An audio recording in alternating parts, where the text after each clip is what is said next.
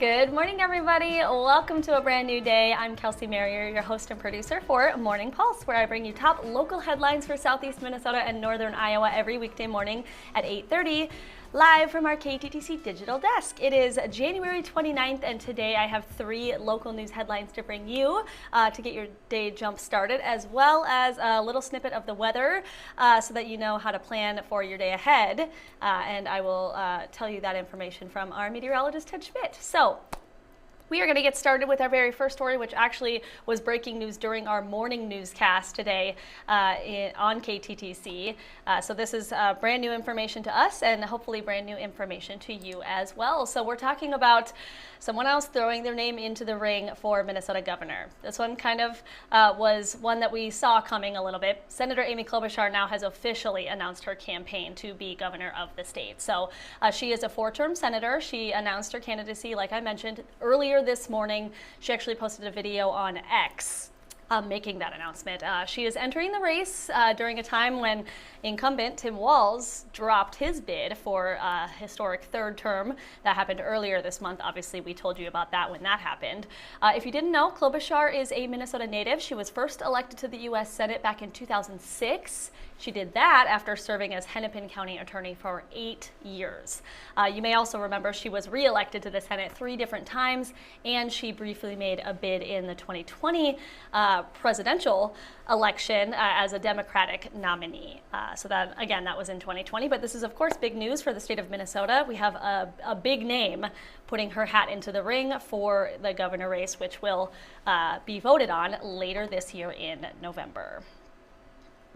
Next up, also kind of talking about the governor and our current governor's political future, Minnesota Governor Tim Walz says his time as an elected official will permanently be ending when he finishes his term that he's currently in as the state's governor. So we got this information from KARE 11 up in the Twin Cities.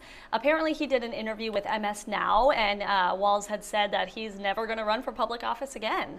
Making these comments, he was kind of talking about all of this, all happening kind of during the animosity that he's kind of received from members of the Republican Party. We've obviously seen that happen with President Trump, especially since his bid as the vice presidential candidate. That was in 2024 alongside Kamala Harris. Obviously, we know there's been a lot of news coming out of the state of Minnesota, and Governor Walz has been at the center of some of that.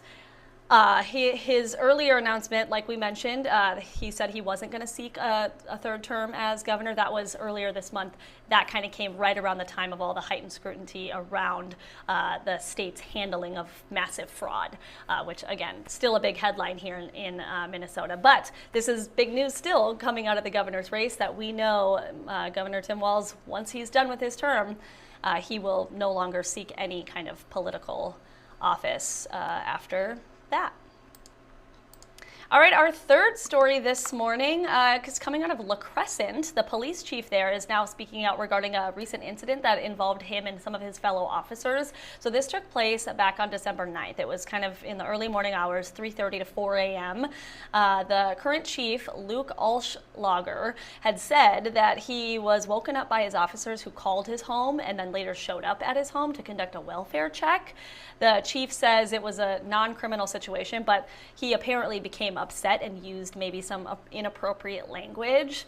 Well, the chief is now saying that he takes full responsibility for that behavior. He says he was disciplined by the city, after an investigation.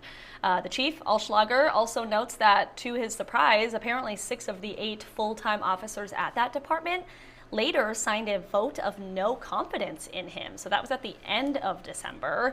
And while the chief says he wasn't fully aware of the full extent of the concerns beforehand, he did end up meeting with each and every officer involved in this and does intend to continue serving as police chief. And just for some background on that, he has been in that role for the last 24 years. So wanted to bring you that top headline as well, something that we are obviously following here at KTTC.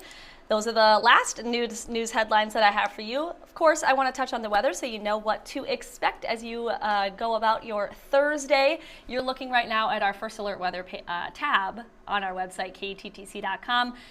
Meteorologist Ted Schmidt putting out the latest update. You can see here he is saying It's still going to be a frigid day. We're still going to see pretty cold temperatures. However, the wind is not going to be as big of a concern, and we are going to be graced with more sunshine today, which is always great when we are talking about cold winter days.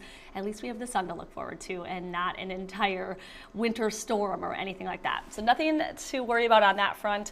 You will probably need your sunglasses today as we're going to see those sunny skies. We're going to see a little bit of wind, but it's not going to be anything super strong or putting out those bitter temperatures that we saw at the earlier part of the week. So that is good.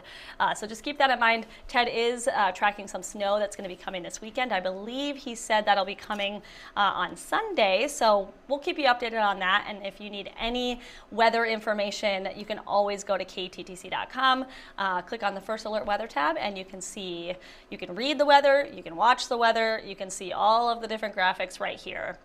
It's a pretty helpful tool for you. You can also download the KTTC First Alert Weather app for free right onto your smartphone.